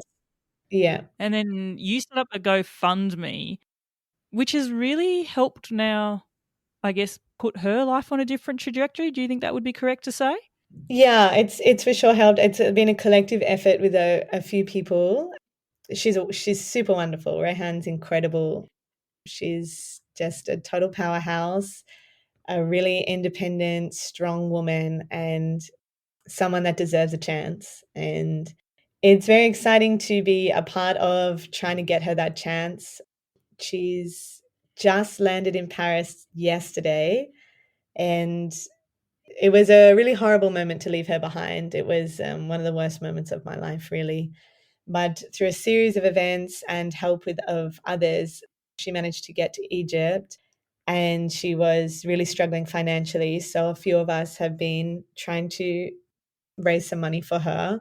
And I just had a really amazing response. I think almost 100 people donated to her that were my Instagram followers or people who'd been following the journey. And it was beautiful to see. I also felt like so much love and kindness, just that they trusted me with connecting them with someone that needed help. And yeah, we worked out sort of a payment schedule and I send her money each month. She tells me how much she wants out of the budget. Yeah, she applied for a university scholarship in France and she got it, which was incredible. And she's just flown to Paris yesterday. My sister's meeting her today in Paris, and it's just a beautiful story for someone that wholeheartedly deserves the chance. So she's going to spend the next year studying French, and then the year after that she gets to study a topic of her choice. Wow, that is fantastic. And that GoFundMe is still live. Yeah, I'm going to provide a link to it in the show notes. wonderful. If you're like me, I think this story can't be anything but impactful. So much devastation's happened in a beautiful country like Sudan to beautiful people, and to know that there has been an opportunity, thankfully, come out of it at least, is quite heartwarming. I know, Steph, you also fundraised actually throughout your trip. This is just a side shoot, really, isn't it? Because you also fundraised, I think, for a few charities along the way, didn't you? Yeah, I kind of had the mentality like, and I think it's very common now. It's so overwhelming. You look at Gaza and Ukraine and Sudan, and then 100 other wars that we aren't even open to, like, haven't even seen on the news. And you can sort of shut down. It's really overwhelming to see so much tragedy in the world. Kind of get into a state, well, I can't help anyone. Like, I can't save the world. And that's very true, but you can help one or two or make some difference in someone's life. And I think this cycle has been a really nice opportunity to connect me with so many people. So if I can do some good, then I'll do it. It might not be huge. Some people raise incredible amounts of money, and I've got to say that I've not raised some industrial amount, but anything can make a difference. Yeah, it's been really nice to choose charities that really resonate with me. Throughout Europe, it was for Water Aid Australia, for clean water and hygiene and sanitary conditions in rural communities in Australia, and also for a breast cancer charity as well, Copperfield, to raise awareness in young people to check their breasts and to be aware of signs of breast cancer. And then the Middle East and Africa has been Medicine Sans Frontières, so Doctors Without Borders. And that's kind of a general one that's really everywhere. They're in Gaza, Ukraine, Sudan. And being on, like, in Sudan, they're really there. Like, they're actually really doing things. I had quite a big opportunity to speak to people who were very high up. I was evacuated with diplomats and all sorts of the tops of NGOs and sort of the big wigs. And there was a lot of discussion about what charities were not really doing much and what charities were doing. And Doctors Without Borders are for sure there. They're in the really tough hot zones doing really important work. It's interesting. Again, it's not that you would have wanted the experience to learn that, if that makes Yeah. sense, but it's good to hear it, and it's good to hear that as well, because often you can donate money and wonder, well, where is this going? But to hear that there is actually activities happening from it, and your funds are actually being put to good. Something just struck me when you were talking there, Steph. You were mentioning Ukraine, Gaza, and Sudan. I mean, three conflicts that current conflicts I'll put in, like, obviously I know there's been conflicts in past time as well, but three conflicts that didn't actually exist when you first set off Yeah. from Gibraltar. Yeah. Wow. Yeah. That's a spin out to think that, isn't it? Totally. And these are the three major ones that we're exposed to. There's just so many. Yeah, and there's so many Don't get any more. limelight. Yeah. It's you can really go down a rabbit hole if you want to. You absolutely could. You end up in Paris. You've got probably a small bag of possessions, and not your bike, not your panniers, not your camping gear, nothing. Literally the shoes on your feet and that to sort of go by. Did you feel at that moment, did you feel like at all, was there part of you that thought, you know what, this trip's done now? Having to go through that experience, I could imagine, did you have to have the internal conversation with yourself? Is the pull still there to get going again? I actually didn't. I 100% knew that I wanted to get back to Africa. I had really just dipped my toes in. I'd been through Egypt and Sudan, and there was so much of the continent that I hadn't experienced. And it no longer became, I have to do it because I want to get to Cape Town and say I've done it. It was really, I just knew that there was so many incredible people and so much kindness waiting for me. And I really just wanted to go meet them. I wanted to see what was in these countries I knew nothing about. I was 100% sure that it was going to be okay. I really didn't think like, oh, well, Africa's effed, I'm done. It was, okay, this was a massive challenge. And it was very hard for me to lose the bike and all the possessions, because that was a huge financial setback and emotional setback, and some really big things running through my mind when I sort of came out with not much, but a dream still. And this was quite difficult for me because I had a lot of friends, my family, my sister especially. She had just sort of dedicated half her soul to get me out of Sudan, and me saying, like, the day I got out, being like, no, I'm going back. I've just got to get a bike. I've got to get this stuff. She was like, how? Absolutely not. Like, I'm not going through this again. Like, this is crazy. What do you do? Like, she actually got a bit pissed off at me because it was this huge event. I was like, no, it's different. It's not all this. The whole thing isn't this one war in one of the countries. Like, it's way more than this. And I never faltered in this thought that there would be this incredible, beautiful experience awaiting me. But I've got to say, when I did go back and I had the new bike from Genesis and, Lenny, and I was standing on the shores in Tanzania, I was thinking, okay, like, you have used all your phone a friends, all your extra resources. I've slept on every couch I possibly could in Australia and Europe and the UK. Like, you just have to have smooth sailing from now. Nothing's allowed. No, no, no. Yeah, and I felt quite vulnerable because I had called in all my reinforcements. So this was, please, God, let this just go smoothly. And I'm not to say that necessarily things didn't occur that needed fixing. I guess nothing is nothing, you didn't blow another knee. Exactly. I didn't have major setbacks. I just had a wild adventure. A wild adventure. And oh my gosh, there's so many ways we could unpack the next 7 months of this trip. Fills me with so much excitement. I know we spent quite a bit of time talking about Africa already in this trip.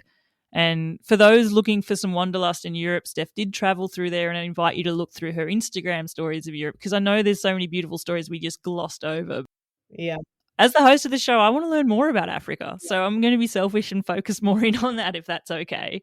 absolutely. And it's fresh in my mind. Where do I even start, Steph?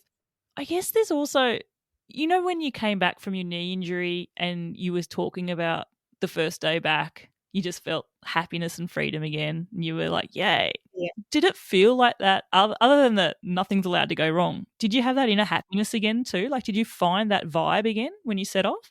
Yeah, I did. I think it probably took me a week to get into it. The first week was really, I yeah, it's a hard one. I had a lot of processing to do. I was really sort of jumping from place to place, and I didn't have a lot of quiet until I got back on the bike. And so there was a lot of sort of thinking about what had happened in the last few months and really digesting it all, and feeling a bit fragile of like nothing can go wrong for the next little bit. But yeah, I think that was maybe a bit of pent up anxiety about the possibilities. And then yeah, there was you start to unwind, and just the general like love and happiness of the people and the beauty of the landscapes, and just camping in my own tent on my own in the wilderness is just like, I'm back, baby. Like, this is incredible. And I think once I realized it was going to be okay, like I had thought it was going to be surrounded by kindness and love, and this beautiful adventure, I think I relaxed right back into the cycle, and it was super incredible. Yeah. And you had some amazing experiences that you can only have in Africa. A lot of people, when they think of Africa, Steph, they think of wildlife for obvious reasons. And I remember coming across, it was one of your posts when you were in, I want to say Uganda, and you were camping in an area. You'd mentioned that it had been said that sometimes gorillas are known to come to this part of the campground sometimes, and you thought, oh wow, maybe I'll be lucky enough. And so you got yourself up early in the morning and you just sat in a corner of the campground and waited. And to your amazing fortune, you started hearing the chest beating, and gorillas did turn up. I want to know about that experience. That just sounds mind blowing to me. I find that I don't even know how to describe what that feeling would have been like. Take me there. Yeah, it was, it was like, there are so many moments in my life where I'm just like, I have got to be the luckiest person in the world. Like, this is insane. And yeah, there was kind of this like background chat, like, oh, maybe the gorillas will turn up. And I had heard from a few people that had gone trekking in the last few days that they were close, that they didn't have to trek for some people. Sometimes you have to trek for, say, like 4 hours or something, but they were in the region. And yeah, I went to the like furthest corner of the campground and just sat there quietly. I was on my laptop just sort of doing some work and writing and yeah, I didn't really think it would happen, but then I heard a beat, yeah, the chest beating, and you kind of freeze and go, "No way." And this black fuzzy hand just like raised straight out of the bushes that were directly in front of me, maybe 10 meters away, in line, in eyesight line. And the whole family climbed up into the trees, like just the entire family. There were babies, there was a pregnant mom, the silverback came up later. And I'm sitting there just like my jaw is dropped. I'm looking around, it's just me. It's like this super organic moment of nature and these incredible gorillas, you're so closely related and it's just us looking at each other. It was unbelievable. It was almost struggling to breathe, you're just holding your breath going, "Holy crap, like this is really happening." It was unbelievable. And I just sat there super quietly for I think they were there for 2 hours, and some of the staff came down. They had like, I don't know, they had noticed or heard, and they came down to watch with me, and we're all going like, "Oh my gosh, like, this is so cool, this is so cool." I think having the organic connection was it was unbelievable. So what about lions? I imagine camping at night, hearing lions call, or like was that something that you were experiencing as well? Yeah, I had a few, very close calls with some big animals. Whoa. I don't know how I'd feel about that necessarily. Gorillas I can vibe with. Hearing a lion when I'm maybe in my tent in some nylon tent, I'm not sure how I'd feel. How did you feel? Yeah, strangely calm because I think it's just like, well, I'm either dead or I'm not. Like there is no real in between. They're either gonna eat me, and if they go for me, they're eating me, like that's done. And I think like being in your tent, there are no other options. I'm not getting out of the tent, certainly. I'm not getting on the bike and running away. So all you can do is be in the tent. So once you take options out, you can only accept what comes. There is no other choice, so there's no point stressing about it. But I had this, this moment in Tansy, and it's very densely populated. So I would find a spot to camp and be like, "Ah, this is gonna be great," and then all of a sudden you're surrounded by, say, 20 to 50 people, like, kind of all staring at you, and you're like, "Okay, not quite the zen vibe I was going for." And I was cruising down this dirt road, it was perfect timing, starting to look for a campsite. I stopped and there was some giraffes crossing the road, and then I realized, I was like, "Oh my gosh, I'm alone." And I was like, "This is it. I'm gonna be at a wild camp, finally, this is it." And I dragged my bike into the bushes, and I did all the right things. I'm looking for footprints in the sand, I'm looking for animal tracks to not block them with my tent. I had built a fire. I like stored my food well away, strapped to a tree, well away from my camp, made sort of an exit strategy, la la la. And I'm lying back and it's just a beautiful starry night, so quiet, super happy to be there. Go to bed and about 4 a.m., 3 a.m., my eyes just bolt open. Like I am 100% alert and my heart is in my throat. I'm so disorientated. I'm like, why am I so awake? Like, is it a man? What's going on? Am I being attacked? And there were three, or at least three, lions that were calling to each other, surrounding my tent, like across the tent, all three of them. Whoa. And I just froze. And this realization that big ass lions are around me, like, and I just lay there going, "Oh my god." But yeah, I was, in a sausage shape. I'm like strapped in, like straight in my sleeping bag, and I'm just looking up, like you said, to this however thin, like what 2 millimeter thick nylon just flapping in the wind. I was like, that's all that's separating me. And they were like 100% knew I was there. They were 100% talking about me like it was a discussion about what this strange foreign thing was, or I don't know what the details of the chat was. But I just lay there like I was very alert, but it was super exhilarating. I was like, wow, I'm like in the middle of the wilderness. This is freaking wild. You're pretty in the middle of it. I don't know that I think I would be wetting myself. Um, I'm just like, in fact, listeners, if you could have seen my face when Steph was describing that, like, I felt like I was in the tent. Yeah, you look like that was my face in the tent. That was absolutely. Whoa. What happened? Like, did they just chill out? They were like, oh no, she's all cool. Let's keep going. Maybe they were saying, hey, you need to be careful. You're a solo female. Yeah, yeah, you should It's watch like, out. There are dangerous humans around. I Yeah, I just lay We got awake. you. We're the lions. We'll keep you clear. Yeah, We're yeah, your yeah, security for the night. yeah, Nothing to see here. absolutely. I always wanted to be Eliza Thornberry, so that was as close as I'd ever get to my childhood dreams. Absolutely. Yeah, but I essentially just lay there dead still, like, I've told someone else this story, and they're like, "Oh, did you film it?" I was like, "Absolutely not. I was not moving a single muscle." No way. Absolutely not. And eventually they left, I think maybe an hour or so, and they moved on. I didn't move for the rest of the night, and in the morning, it was that moment like, "Okay, please don't Quickly, be just there, go. please don't be there." Yeah, yeah. They're cats, though, aren't they? Ultimately, they'd be nocturnal. Maybe they're having a sleep then. Yeah, yeah, they could have well been just, like, laid down, so I sort of, like, snuck one eye out and be like, "Please God, no, please God, no." But they had gone. And I cycled into a Maasai village that was not so far, and I stopped and chatted to someone, and I was like, "Oh my gosh, there were lions," like such a tourist, and he was like, "Yeah, there are heaps of lions here. They come up and take their livestock, like take their goats as an easy meal."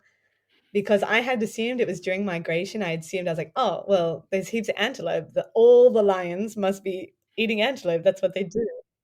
But I think it's such an easy feed to steal livestock. So yeah, they really come up and clash with the Maasai there. The experiences you must have had also, like, segue, the Maasai experiences, like, just even, visualizing it and stuff. And not as part of an organized tour, if that makes Yeah. sense. I'm not saying that having an experience as part of a tour means it's not authentic, but observing, like, being in that sort of area and seeing the Maasai culture, I imagine that must have been pretty cool. It was incredible. There's a lot to think about with very famous cultures like the Maasai and the Himba in Namibia. The Maasai get a lot of tourism now because sort of people do a Zanzibar beach holiday, Serengeti safari, and then they want to see the Maasai as part of this trip. But what's happened now is because, yeah, Maasai in particular, they're like the famous tribal, like famous African, and Western culture or tourism has really had a major impact on the ability to interact and to almost be human with each other. It's quite devastating to see coming through. Like you said, it was very special for me, put away your camera and just to observe, to cycle past, and just incredibly dressed, beautiful women and very strong men, and the market days and just life unfolding. But there was a barrier that I haven't really met in other places. There was a huge barrier, and I found a lot of the time you'd get to the village and they'd say, "Take a photo, give me money." And tourism has done that. People almost go out hunting for this exotic photo of the Maasai to post on their Instagram or to I don't know what to do with. And it almost dehumanizes the Maasai because it's kind of like a human safari. And I really noticed that specifically Maasai and Himba. I almost felt there was such a barrier for me, like even stopping to chat. I really felt like the Maasai kind of like, "Oh, here's another tourist. What do you want from us? Like, take your photo and just leave." It was quite sad to see. And that's not everybody. I had some lovely chats, and I met some beautiful villages. And I know other cyclists have been to villages further afield that have been less impacted by tourism. But it's a very controversial sort of dirty line between tribal traditional cultures and tourism. It does pose a deeper ethical question on that, really, doesn't it? Yeah. And actually what you were saying, sort of like these community tours, then they're less authentic than going on your own accord, but they're actually much better for the community because it has given them the autonomy and the power and the respect to sort of navigate how they want to present their culture. That's the more appropriate way to now limit your Western impact, like your touristic impact onto traditional cultures, and go with a tour. And yeah, and maybe at the end, you could stay a little later and chat or, yeah, exchange some more money for a more immersive experience. But I think typically with the Maasai and maybe the Himba, not all tribes, but gone are the days where a tourist can come in and be welcomed in and it's not a damaging effect anymore. It's, yeah, I never noticed this. I would have no idea until I actually was there seeing everything that happened. Like, you see beautiful photos online, you go, "Wow, it'd be so incredible to go and meet these people and to have these photos like this," but it's You've seen the starkness of a different reality, really, haven't you? yeah, it's a controversial topic, I think. Something actually, because as you said, travel educates us as well. And there were things that I learnt through your travels. I learnt a lot about Rwanda and how I think they banned plastic bags in Yeah, the mid 2000s. absolutely. They have like a national holiday every Saturday or something where there's like Yeah, some sort of hours of community service or something? yeah, yeah. It's super cool. Yeah, super cool. And I think one of the biggest things that I thought traveling through Africa, like, I think we talk about Africa as one place. Africa's this, Africa's that. And it's huge, it's humongous. And there's, I think, 53, 54 countries. That really the difference of just crossing a border, I thought that maybe there'd be similar regions, but crossing a border, each country is incredibly different and influenced by totally different things. It's amazing, and, that's been one of the coolest things to spend so much time in Africa to realize how much variation there is and just country to country, but yeah, you kinda get into Rwanda and you'd be like, "Whoa, where am I?" Like, there's no rubbish anywhere. It's a beautiful country. It's very respectful, it's very calm. I had this, like, sort of moment, it was like a pedestrian crossing, which doesn't really mean anything in most countries. Not even in Europe. Not even in Europe, it's just patterns on the road, and I was sort of stopped waiting for the cars to move, and all the cars stopped, and I, like, fumbled because I was like, "No, is it for me? Like, what's going on?" And I realized they were stopping because that's the crossing and you're waiting and, like, everyone follows the rules and everyone wears helmets on their motorbikes and all these little details that it's just like, "What is going on? This country's got got some things going on there for the community." It was cool. They've also got some serious hills in Rwanda. We've got some serious hills in Rwanda. You would have felt worked making your way up and Yeah. down them. Like, their nickname is the Land of 1,000 Hills, so you have to go in a bit prepared. You are gonna go work. Daggers in the legs with every turn of the pedals. There's just so many hills, like, you get up one, you're like, "Yes," and then you look over and you can actually see the top of the next 2, but the bottom goes all the way to where you just started. You're like, "Please, why? Why?" That always breaks my heart on a climb as well. When you're climbing, climbing, climbing, and then there's like a little downhill, and like there's part of you that's happy for some respite. Yeah, There's a bigger part of me that's like, I just climbed all that yeah, elevation and now I lost it and I got to climb it again. yeah. Like, why Is that, rob me of this? I tried so hard. oh, you must be an amazing climber now, though. I can grind away. Just put some soundtracks on, keep grooving. Get into the groove of it as well, no doubt. Yeah. I can totally imagine. Steph, a relatively new question I've been asking my guests, especially ones who have taken such long travel as you have, is it's hard to talk about the whole of your trip. And, I'm trying really hard in this time and we've covered a lot of stuff, but I know that there's lots that we'll miss. And so knowing that we're going to miss out on so much, what we do have the beauty of is being able to just maybe get an insight into one day of your trip. And I wanted to ask you the impossible question. And I've prepped you so you've had some time to think about this. It's going to be interesting to see what you come up with. But tell me about a day of your trip. It can be in any country, can be any moment. Describe that day. Take me there.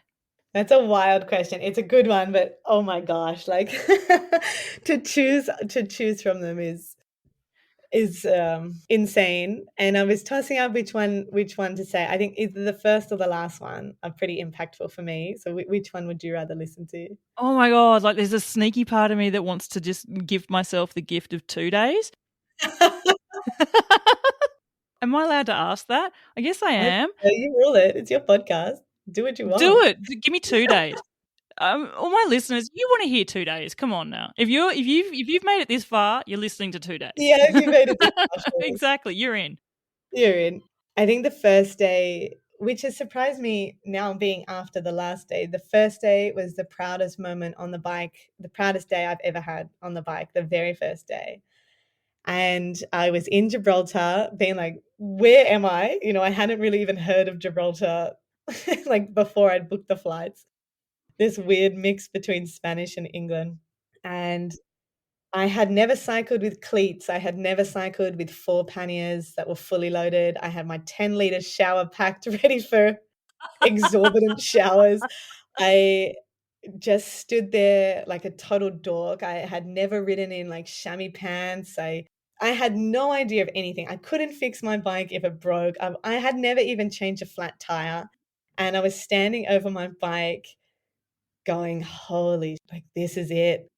And I cycled away, like, super shaky. I was zigzagging across the street. I actually started on the left side, which is Gibraltar, but then you swap to the right, and I there was no one. It was early in the morning, and I just stayed on the left.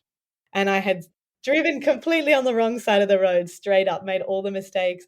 Was so unfit and soft from working night shifts and, like, working flat out in London, just smushing biscuits in my mouth to stay awake, so was wildly unfit. I knew nothing, and I took off, and then about 2 minutes in, I was, breathing really hard. It's totally flat, and I go, "Oh my god, I don't even know if I like cycling." Like, I hadn't even thought about it ever.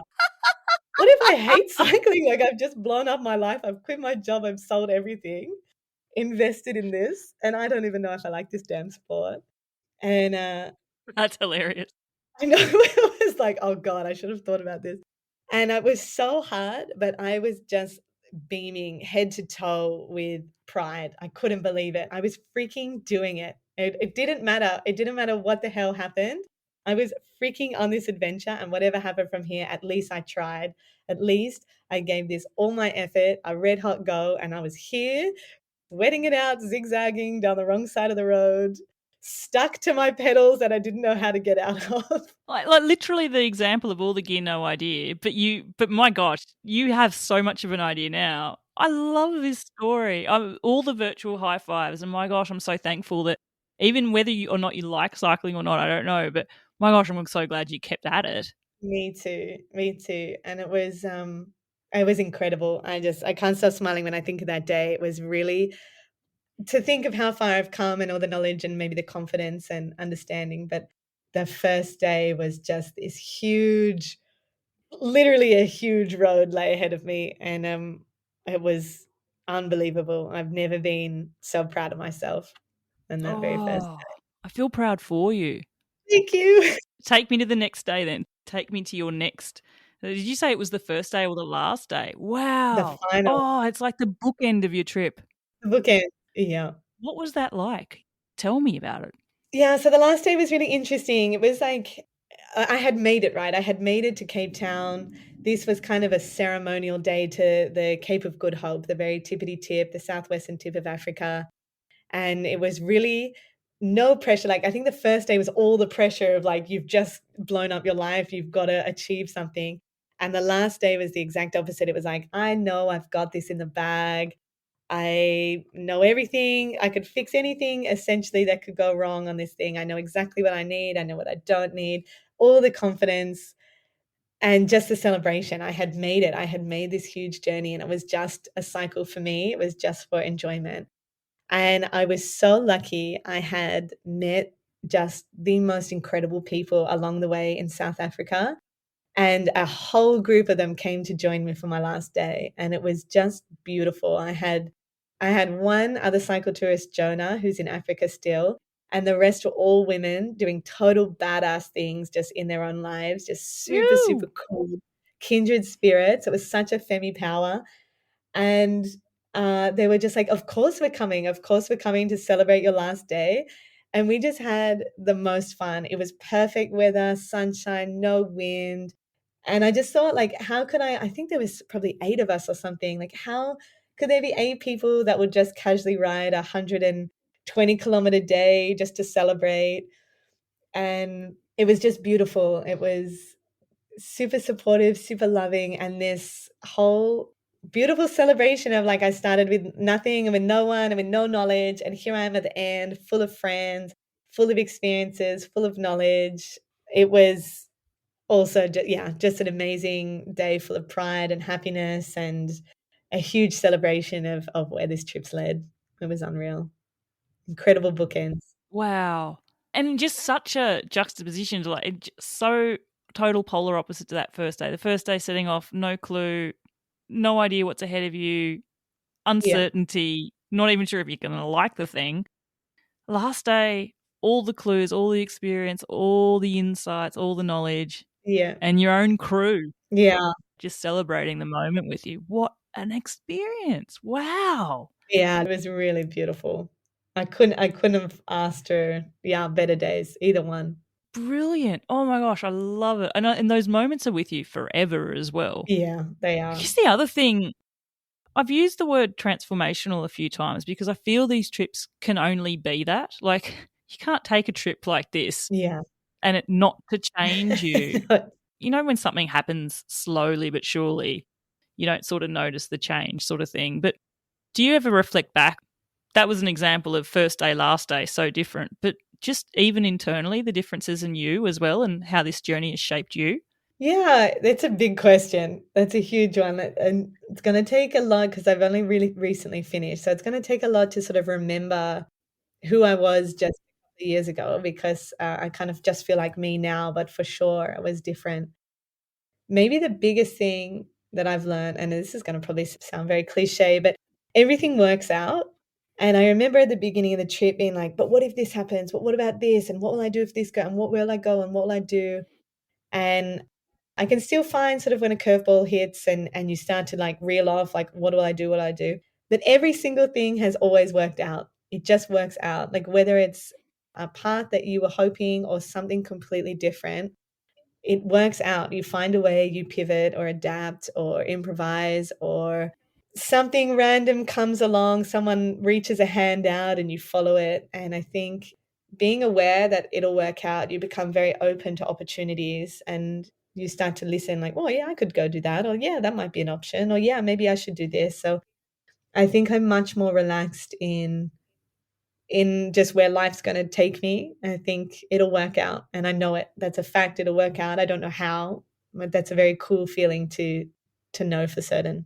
It's a very grounding feeling too. And Yeah. it's experience that's helped you learn that. It's something you've learned. It's not something that you just read somewhere and now you know.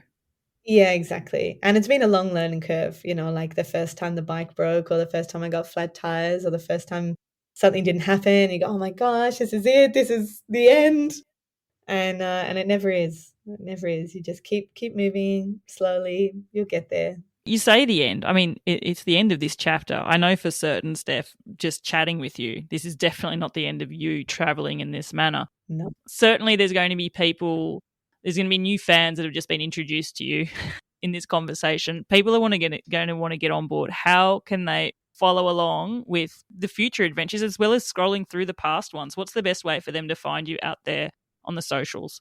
Yeah, I'm just mainly on Instagram, so it's Steph Devery, just on Insta, and then I've got a website as well, so stephdevery.com. Just kept it pretty easy.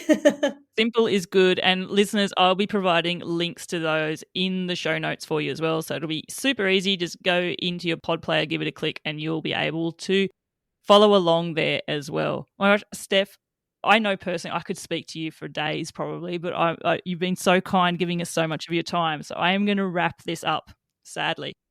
I've got 3 questions that I'm going to wrap it up with. You probably already know them. The first one is music related. As a guest of Seek Travel Ride, you now get to choose a song that's going to go on the Seek Travel Ride playlist. It's available now in Spotify and on Apple Music. And what I asked my guests is, if you could have a song that you would use as the soundtrack to your adventure, what would that song be? What's your song? Ooh, this one might be cliché, so tell me if it's already in the playlist, but "Send Me on My Way." Oh, it's not. You know the classic Matilda tune? Yeah. Send Me on My Way. Is that on the playlist? No, it's not, but it is now. Oh, yeah, no, that's a banger. That always gets me in a good mood, get rolling. Did you listen to that a few times on your ride? Oh, yeah. I'm probably, like Spotify Wrapped Up, I'm probably top 1% for sure. Lovely. Send me on. Hang on, who's the artist that writes that? Rusted Root, not so famous. Might have been a one-hit wonder. Maybe. I definitely know the song though. Anyway, now Yeah. it's there.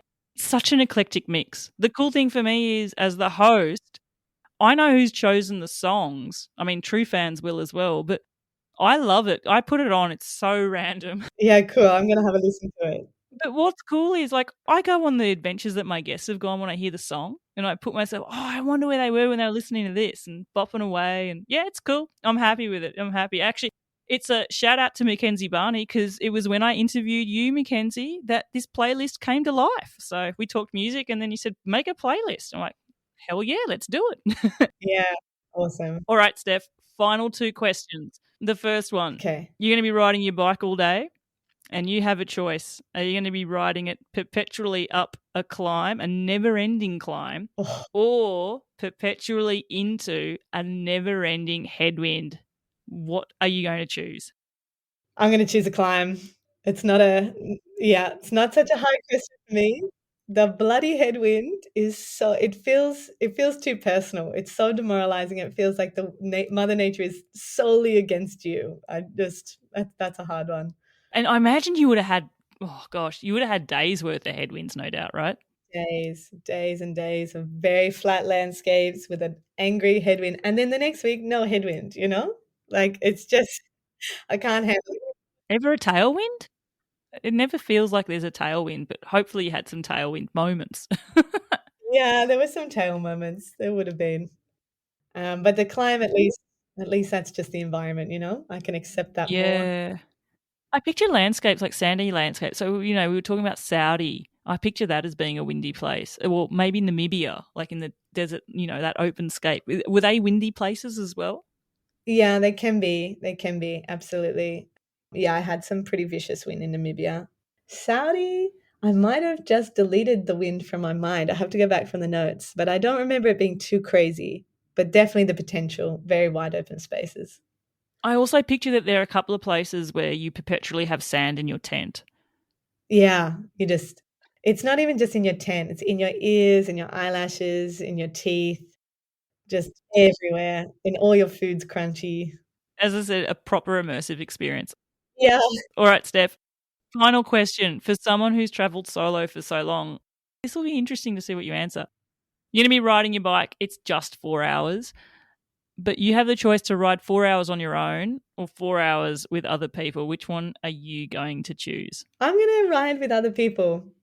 I'm ready for a chat. Yeah, yeah. I've had this space, or at least right now. Maybe like, when I go back into society or stay in a city for a little while, I'd probably choose alone. But at the moment, I've really had the space and the time to think a lot of the things that I have very clear mind at the moment. So yeah, I'd like to hear other people's stories, see what's going on in them.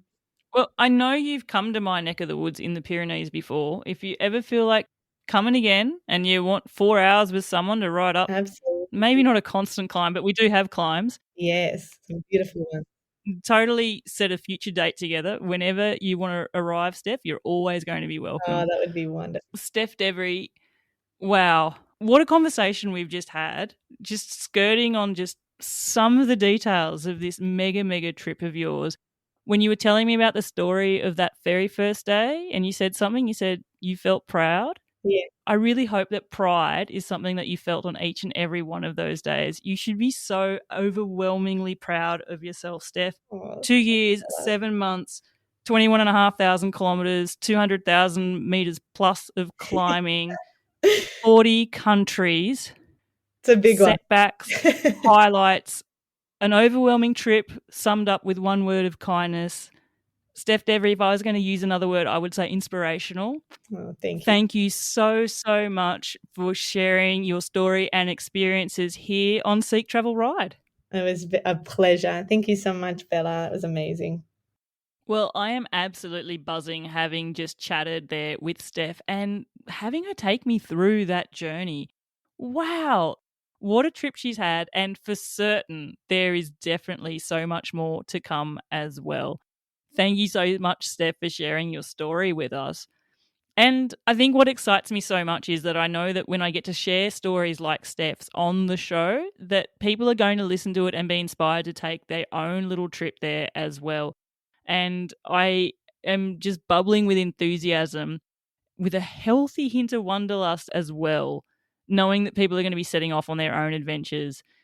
And when we do pack our panniers, let's hope that we pack up that wisdom that Steph left us with, that wisdom of it will all work out. It will be okay. Steph left Gibraltar with not much of an idea, and she's gotten all the way down to the very tip of South Africa there. It's an absolute pleasure to be able to record with people like Steph and bring their stories and experiences to you, my listeners, here on the show. The podcast is now over a year old. If you're a brand new listener, I encourage you to follow us in your podcast player and check out some of the back catalogue, because the chances are there's more than one guest which is going to be helping to inspire you for your next bicycle adventure as well. Until the next episode, my name's Bella Malloy. Thanks for listening.